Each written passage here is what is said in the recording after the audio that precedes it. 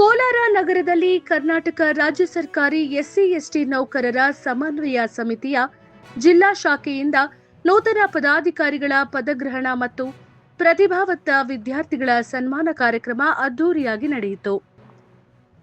ನಗರದ ನಚಿಕೇತ ನಿಲಯ ಆವರಣದಲ್ಲಿರುವ ಬುದ್ಧ ಮಂದಿರದಲ್ಲಿ ನಡೆದಂತಹ ಈ ಕಾರ್ಯಕ್ರಮದಲ್ಲಿ ಎಸ್ಎಸ್ಎಲ್ಸಿ ಹಾಗೂ ಪಿಯುಸಿ ಪರೀಕ್ಷೆಯಲ್ಲಿ ಉತ್ತಮ ಸಾಧನೆ ಮಾಡಿದ ವಿದ್ಯಾರ್ಥಿಗಳಿಗೆ ಪ್ರತಿಭಾ ಪುರಸ್ಕಾರ ನೀಡಿ ಗೌರವಿಸಲಾಯಿತು. ಕಾರ್ಯಕ್ರಮದಲ್ಲಿ ರಾಜ್ಯಾಧ್ಯಕ್ಷ ಶಿವಶಂಕರ್ ಅವರು ಬಂಗಾರಪೇಟೆ ತಾಲೂಕಿನ ಸೋಲಿಕುಂಟೆ ಗ್ರಾಮ ಪಂಚಾಯಿತಿಯ ಪಿಡಿಒ ವೆಂಕಟಚಲಪತಿ ಕೆ ಅವರನ್ನ ಜಿಲ್ಲಾ ಉಪಾಧ್ಯಕ್ಷರಾಗಿ ನೇಮಕ ಮಾಡಿ ಪದಗ್ರಹಣ ಮಾಡಿಸಿದರು. ಅದೇ ರೀತಿ ಮಾವಳ್ಳಿ ಗ್ರಾಮ ಪಂಚಾಯಿತಿ ಪಿಡಿಒ ಉದಯ್ ಕುಮಾರ್ ಪೀರ್ ಅವರನ್ನು ಸಂಘಟನಾ ಕಾರ್ಯದರ್ಶಿಯಾಗಿ ಮತ್ತು ಅಬ್ಬಣ್ಣಿ ಕೃಷ್ಣಪ್ಪರವರನ್ನು ಜಿಲ್ಲಾ ಖಜಾಂಚಿಯಾಗಿ ನೇಮಕ ಮಾಡಲಾಯಿತು.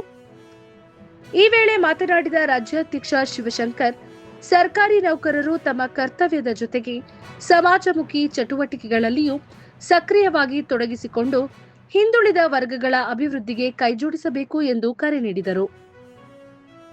ಕಾರ್ಯಕ್ರಮದಲ್ಲಿ ಪ್ರಧಾನ ಕಾರ್ಯದರ್ಶಿ ವಿಜಯ್ ಕುಮಾರ್, ಗೌರವ ಅಧ್ಯಕ್ಷ ಶ್ರೀನಿವಾಸ್ ಮೂರ್ತಿ, ಜಿಲ್ಲಾ ಅಧ್ಯಕ್ಷ ಎನ್ ಮುನಿರಾಜು ಸೇರಿದಂತೆ ಹಲವು ಮುಖಂಡರು ಉಪಸ್ಥಿತರಿದ್ದರು. ಕರ್ನಾಟಕ ರಾಜ್ಯ ಆರ್ಡಿಪಿಆರ್ ಎಸ್ಸಿ/ಎಸ್ಟಿ ಅಧಿಕಾರಿ ಮತ್ತು ನೌಕರ ಕಲ್ಯಾಣ ಸಂಘದ ರಾಜ್ಯಾಧ್ಯಕ್ಷ ಎಂ ಸುರೇಶ್ ಕುಮಾರ್ ವಿಶೇಷ ಅತಿಥಿಯಾಗಿ ಭಾಗವಹಿಸಿ ನೂತನ ಪದಾಧಿಕಾರಿಗಳಿಗೆ ಶುಭಾಶಯ ಕೋರಿದರು.